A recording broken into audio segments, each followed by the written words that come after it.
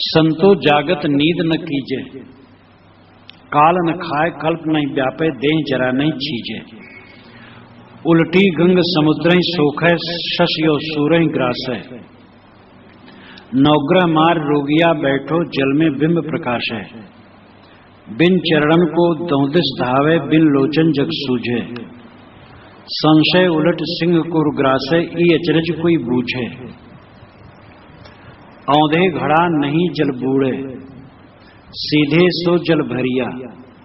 जे कारण अर भिन्न भिन्न करे, सो गुर प्रसादे तरिया। बैठ गुफा में सब जग देखे, बाहर किछो न सूझे। उल्टा बाण पारधी लागे, सूरा होए सो बूझे। गायन कहे कबहु नहीं गावे, अनबोला नित गावे। नटवट बाजा पिखनी पेखे, अनाद हेत बढ़ावे। कथनी बदनी निजके जोवे, ई सब अकथ कहानी। धरती उलट आकाशई बेधे, ई पुरुषन की बानी। बिना पियाला अमृत अचवे, नदी नीर भर राखे। कहें कबीर सो जुग जुग जीवे, जो राम सुधारस चाखे।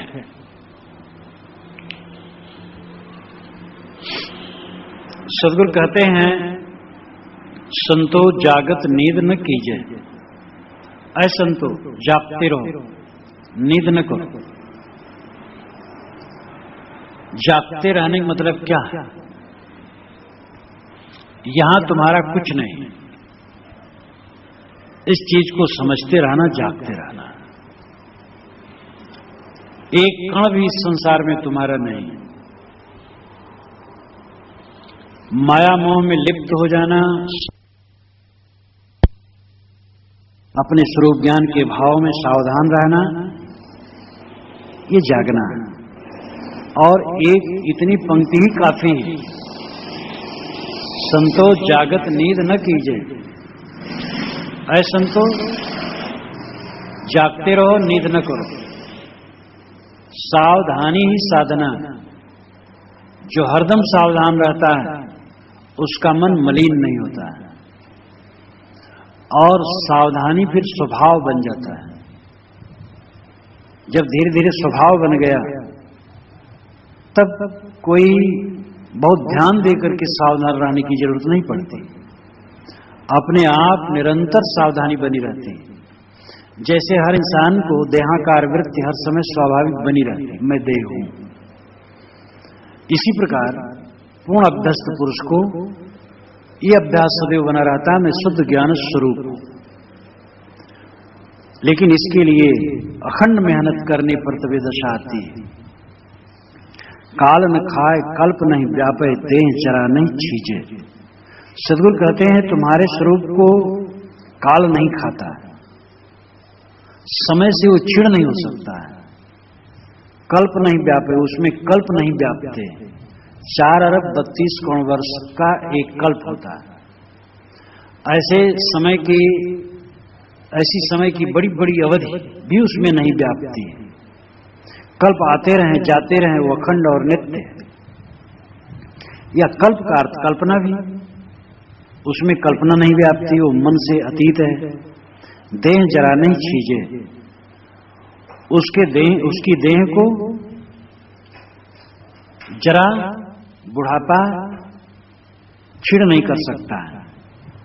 यहां देह का अर्थ है स्वरूप।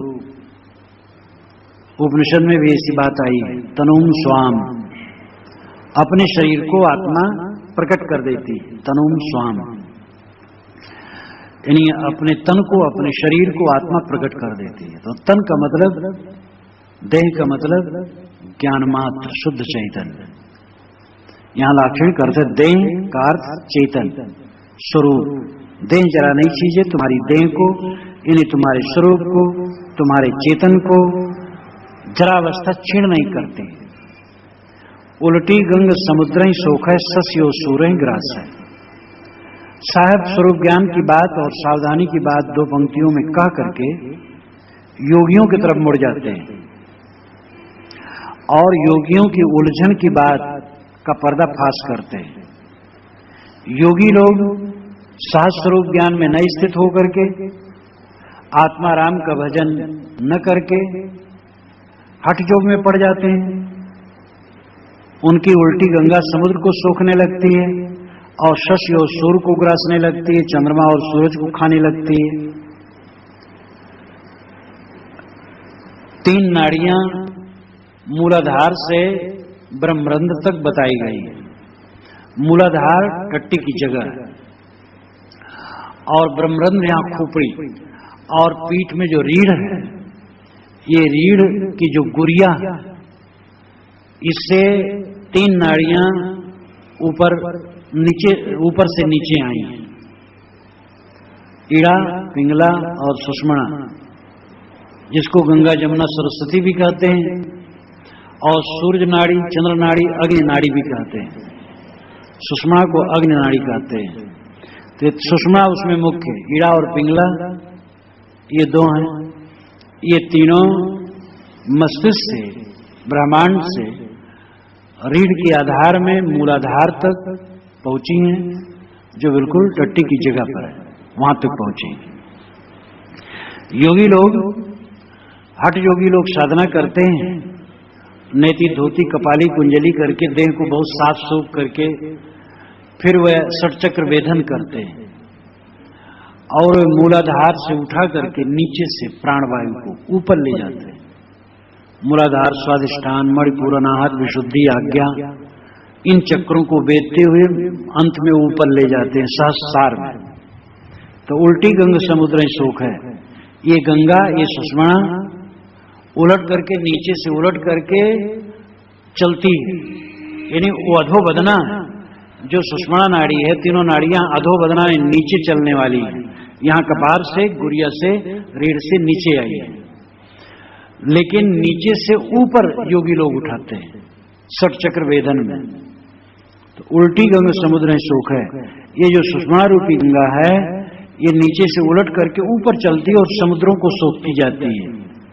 इसमें समुद्र है जगह जगह, पंचग्रंथि में इसका वर्णन है। इसीलिए बीजक की व्याख्या पंचग्रंथि।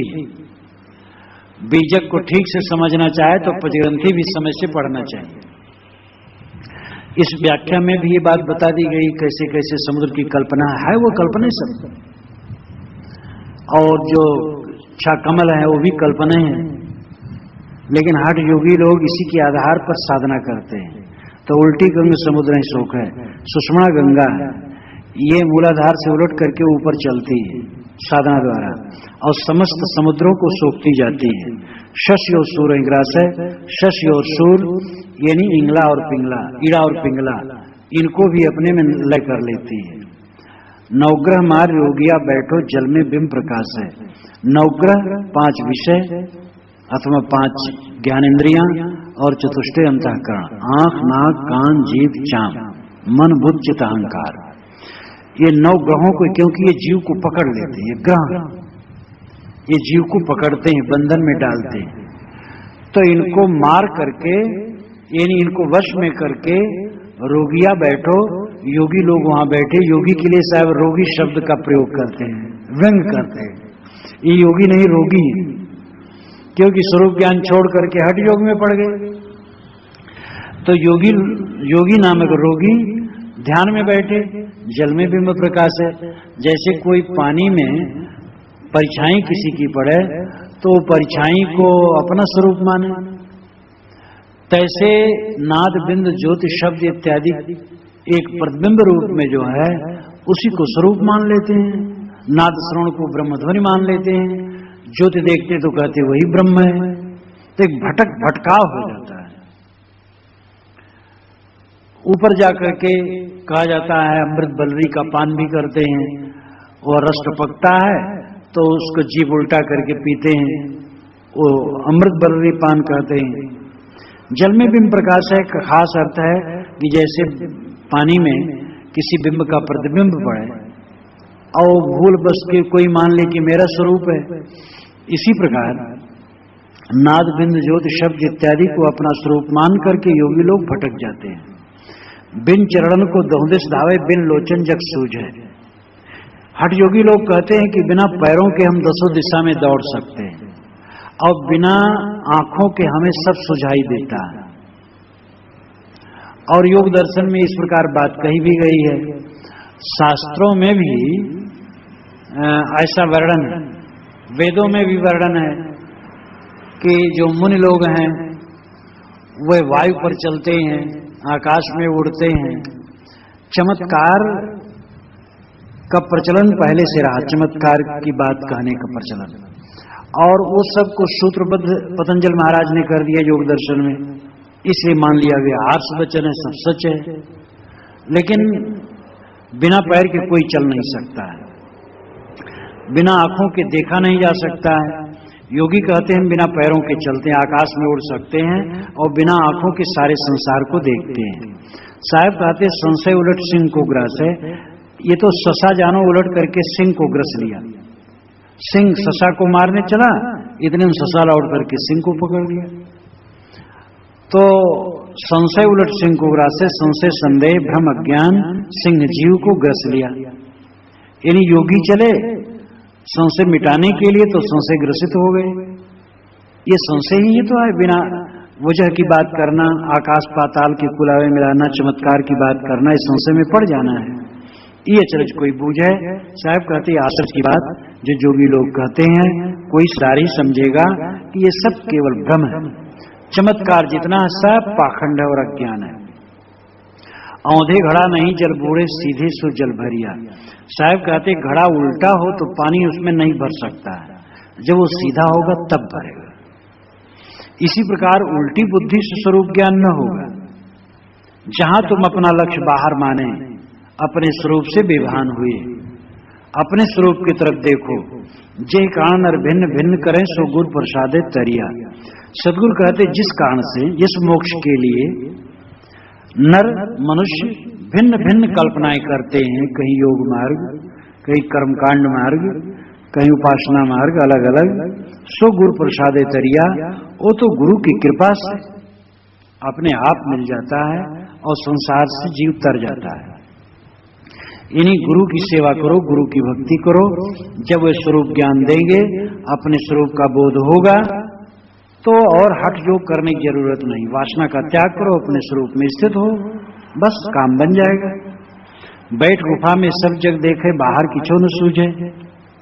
हट योगी कहते हैं कि हम गुफा में बैठ करके सारे संसार को देखते हैं। यहाँ गुफा का लाक्षणिक अर्थ है समाधि।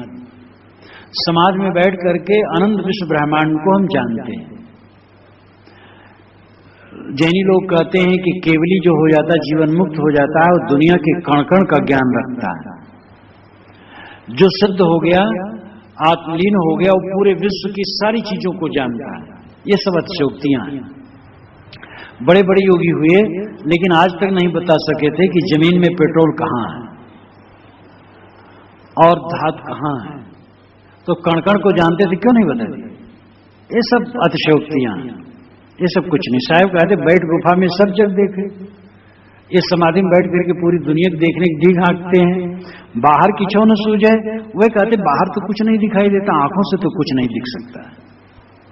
इसका भी लाक्षणिक अर्थ है कि भाई जो आंख से देखते हो उससे सत्य न दिखाई देगा। जब समाधि में जाओगे तब सत्य दिखाई देगा। सत्य, परम सत्य अपना स्वरूप है। समाधि में ही स्वरूप का साक्षात्कार होता है, तो समाधि में ही सत्य दिखेगा।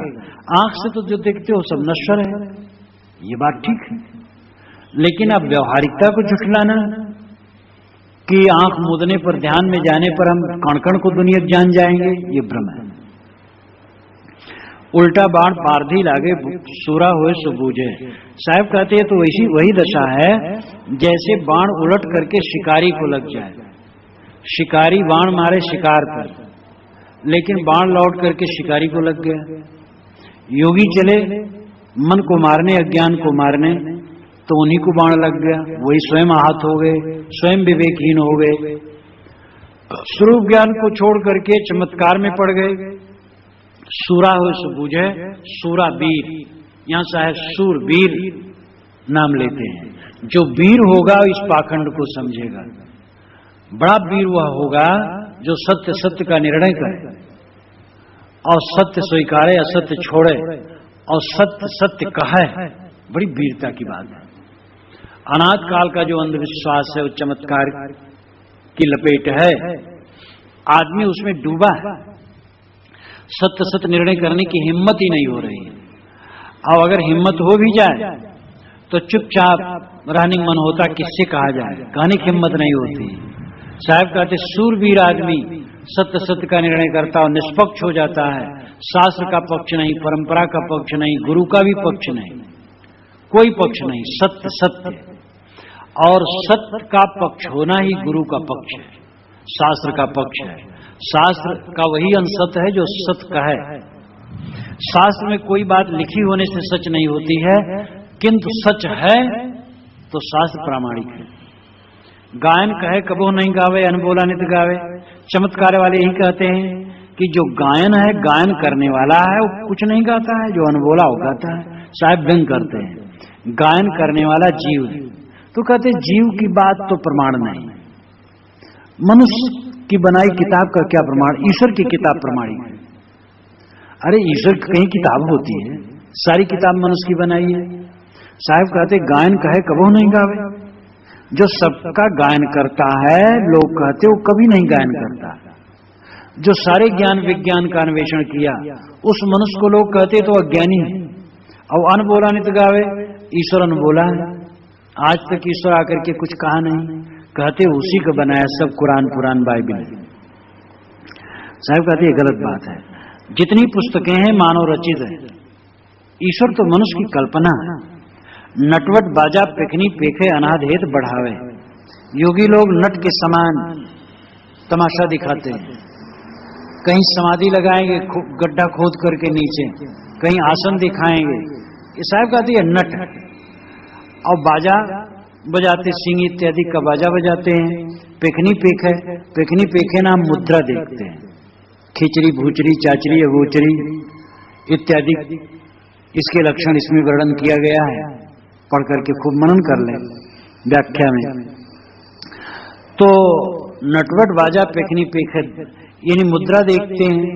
जैसे मान लो कि एक अंदर में एक बिंदु मान लिया गया, हृदय में, कंठ में, त्रिकुटी में एक चढ़ा हुआ बिंदु है, उसी में मन लगाए रखना है, ये मुद्रा देखना है। या बाहर नेत्र कहीं जमा करके देखना, या त्रिकुटी के ऊपर दोनों नेत्रों को त्रिकुटी में जमा करके अपलक देखते रहना, त्राटक मुद्रा है। तो इस प्रकार योगी लोग मुद्रा देखते हैं। अनाहत हेत बढ़ावे और अनाहत नाद सुनने में प्रेम बढ़ाते हैं। जो नसों की झनकार है मस्तिष्क में उठती रहती, जैसे बिजली के खंभे होते हैं तो वहां तार में बिजली गत करती, किसी खंभे के पास खड़े हो तो गनगनाहट की आवाज होगी, सुनाई देगी। इसी प्रकार नस नाड़ियां शरीर भर में दौड़ी हैं, कान बंद करो या ऐसे ही ध्यान दो तो मस्तिष्क में आवाज आती है, सुनाई देती है। उसको लोग कहते ब्रह्मध्वनि है। चंचल मन को ठहराने के लिए ठीक है मुद्रा या अनाहत नाद श्रवण, मुद्रा दर्शन, ये चंचल मन को स्थिर करने के लिए ठीक है, लेकिन ये अपना लक्ष्य नहीं है। शब्द का श्रोता श्रेष्ठ है, शब्द श्रेष्ठ नहीं, रूप श्रेष्ठ नहीं है, दृश्य श्रेष्ठ नहीं, दृष्टा श्रेष्ठ है। दृष्टा अपना स्वरूप है। कथनी बदनी निज के जोवे, ये सब वक्त कहानी। कथनी बदनी निज के जोवे। साहब कहते योगी लोग कथनी को कथनी की बदनी करते, बदनी नाम एकदम शर्त रखते, बदते हैं। अपनी कथनी को कहते हैं कि ये बिल्कुल शर्तियां हैं, सच्ची बात है, जो मैं कहता हूं सच। निज के जो है, निज के नाम अपनी कथनी को बदते हैं, कहते जो मेरा हट जोग है और रिद्धि सिद्धि ये सच। जो कोई हट जोग करेगा और योग साधेगा वो अमर हो जाएगा, शरीर नहीं मरेगा, जीर्ण नहीं होगा, और वो छोटा रूप बना लेगा, बड़ा रूप बना लेगा, दूसरों को अपने वश में कर लेगा, शत्रु का विनाश कर देगा, सारे धन धान से संपन्न हो जाएगा। अब इतना सारा माया मोह जब प्रचार किया जाएगा तो स्वाभाविक लोग लट्टू होंगे। तो साहब कहते कथनी बदनी निज के जो है, ये अपनी कथनी को बदते हैं, पक्के रूप में पक्का मानते ही सच है। साहब कहते ये सब वक्त कहानी है, न कहने योग कहानी है, निरर्थक बातें हैं। ये जो आकाश पाताल योगी लोग नापते हैं और तमाम रिद्धि सिद्धि वर्णन करते हैं, सब का सब झूठा है। सिद्धि का तो मतलब यह है कि वैसे विषय वासना की निवृत्त हो जाए, मन अपने वश में हो जाए, इंद्रियां अपने वश में हो जाएं और अपने आप में पूर्ण विश्राम मिल जाए, अविचल अवस्था में स्वरूप स्थित दशा हो जाए। ये सिद्धि है। ये नहीं सिद्धि है कि वो आकाश में उड़ जाए, पाताल में घुस जाए, किसी को मार डाले, किसी को बस में कर ले। ये सिद्धि नहीं, ये बकवास है सब, और होता भी नहीं है, ये सब बकवास है। धरती उलट आकाश बेदे ये पुरुषन की बानी। साहब कहते धरती उलट करके आकाश को बेदे, धरती उलट करके आकाश में उड़ी जा रही है। इन्हीं धरती के लोग आकाशी बात करते हैं, अथवा पिंड का वायु ब्रह्मांड में चढ़ाते हैं योगी लोग। शुरू में कहा गया है उल्टी गंग समुद्र शोक है। मूलाधार से सुषुम्ना को ऊपर ले जाकर के ब्रह्मरंध्र में पहुंचते हैं। तो ये जो योगी लोग मूलाधार से सांस को सुषुम्ना को उठा करके श्रुत कमल में ले जाते हैं, यही धरती उलट करके आकाश वेदना है, अथवा धरती उलट आकाश से वेद है। धरती के जीव आकाश में उड़ते हैं। लाक्षणिक अर्थ है कि अनर्गल बातें करते हैं, अनर्गल बातें सोचते हैं। क्यों ऐसा करते हैं? ये पुरुषन की बानी महापुरुषों ने कह रखा है पहले, बस उसी बानी में चिपक गए, विवेक स्वयं करते नहीं। योग दर्शन में लिखा है कि योगी फुनगा बन सकता है। सूर्य में संयम कर ले तो पूरे विश्व का ज्ञान हो जाएगा, इसमें संयम कर ले तो ये हो जाएगा, उसमें संयम कर ले तो वो हो जाएगा। और पुराणों में लिखा है कि योगी लोग इतने बरस जिए, हजारों बरस जिए, लाखों बरस जिए। तो ये ई पुरुषन की बानी जो शास्त्रों में बानी लिखी है, उस बानी के बहकाव में आदमी भटक जाता है, बानी पर विचार नहीं करता है। बानी पर विचार करो, रोचक भयानक यथार्थ अनेक प्रकार की बानियां, उन बानियों पर विचार करो। बिना पियाला अमृत अचवे नदी निर्भर राखे। सदगुरु कहते हैं कि बिना पियाला के लोग अमृत पीते हैं। अचवे नाम आचमन, आचमन शुद्ध शब्द है, और आचमन का अर्थ है पीना। तो बिना पियाला अमृत अचवे, बिना प्याला के ही, बिना पात्र के ही अमृत पीते हैं। नदी नीर भर राखे, नदी में पानी भरा है, उस पानी को नहीं पीते हैं। वो पानी पीते जहां पानी नहीं है, प्याला नहीं, लेकिन पीते हैं। दो आदमी रास्ते रास्ते जा रहे थे, एक जगह बैठे, बहुत भूखे थे, कि यार बड़ी भूख लगी है, कि हमें भी बहुत लगी है। तो कहे लाओ मन ही मन में भूजा चबाया जाए। तो कहे जब मन ही मन में चबाना है तो पूरी सब्जी क्यों न खाया जाए। तो मन ही मन में ये लोग अमृत पीते हैं। बिना पियाला अमृत अचवे। जहां कुछ नहीं है वहां भटके जा रहे हैं, अमृत मानते हैं। वो जो लार टपकता है खोपड़ी से, जिब्बा उल्टा करके योगी लोग उसको चाटते हैं, कहते हैं अमृत बलरी का पान कर रहे हैं। वो तो बेकारी जल है। हठ योग द्वारा जो कुछ भी प्राप्त होता है वो दृश्य भास है। नदी निर्भर राख है, नदी में पानी भरा है, उसको नहीं पीते हैं। यानी आत्मज्ञान अपने हृदय में विद्यमान है। अपने स्वरूप को समझो। स्वरूप को न समझकर आदमी बाहर भटकता है। कहां कबीर सो जुग जुग जीवे जो राम सुधारस चाके। सदगुरु कबीर कहते जुगान जुग वही जिएगा जो राम का अमृत पिएगा। ये जुग जुग जीने का तरीका हठ योग नहीं है। राम रस पीने से आदमी जुग जुग जिएगा। राम क्या है? निस्वरूप। सदगुरु कबीर का राम प्रसिद्ध है, निस्वरूपी राम है। बीजक में साहब ने 250 बार करीब करीब राम कहा, और जहां भी उन्होंने विधेयात्मक ढंग से कहा, निस्वरूप का निर्देश किया। कोई राम रसिक रस पियोगे जुग जियोगे। अपना स्वरूप ही राम है, और स्वरूप का आस्मरण रामरस पीना है। राम सुधारस, राम सुधा अमृत रस। जो राम रूपी अमृत है उसका रस जो पिएगा वो अमर होगा।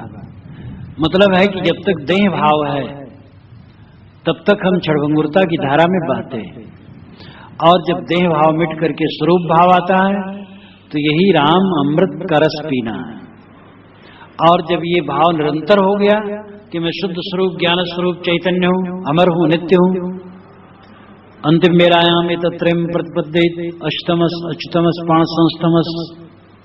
घोरांग्रस ने श्री कृष्ण महाराज को उपदेश करते हुए कहा, अय कृष्ण, अंतिम बेला के लिए इन तीन बातों का प्रतिपादन करना, इन तीन बातों का मनन करना। अष्टमस, मैं अविनाशी हूं। अच्युतमस, मैं एक रस हूं। प्राण संस्तमस, प्राण से भी सूक्ष्म हूं। अपने अविनाशी स्वरूप का मनन चिंतन, यही अमृत रस का पान करना है। विषय रस फीके हो जाएं, विषय रस निरर्थक हो जाएं, साधक को चाहिए कि वो काम की कल्पना न करे। देहाभिमान छोड़े बिना कोई भी निर्विषय नहीं हो सकता। पहले मन में देहाभिमान आता है, देह मैं हूं, देह मेरी है। देह में राग रंग की भावना आती है, तब काम वासना उदय होती है। देहाभिमान मिट जाने पर काम वासना उदय नहीं होती। राम रस का अमृत तब तक नहीं कोई पी सकता है जब तक देहाभिमान का विलय न हो। सदगुरु कबीर ने आगे शब्द में कहा है, पंडित बात बदे से झूठा। तो खाली शब्द मात्र राम राम रटने से काम न बनेगा, पूरे शब्द में उन्होंने खूब कहा है जो समझ से आएगा। अंत में उन्होंने कहा, सांची प्रीत विषय माया सो हरि भक्तन की फांसी।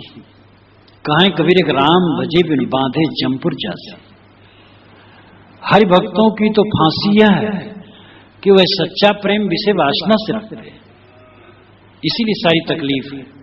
कहते हैं राम की भक्ति कर दें, विषय वासना की निवृत्ति जब तक न होगी राम की भक्ति क्या है। कहें कबीर, एक राम भजे बिन बांधे जमपुर जासी। राम के भजन बिना तुम जमपुर में बांधे जाओगे। राम भक्ति साहब कहते, राम भजन कहते, राम भजो। लेकिन राम भजना क्या है? काम का त्याग। काम हट जाए बस राम अपने आप है। काम को हटाओ, राम का आसन पहले से मौजूद है। लेकिन काम से हम इतना ढक दिए हैं राम को कि राम हाथ ही में नहीं आ रहा है।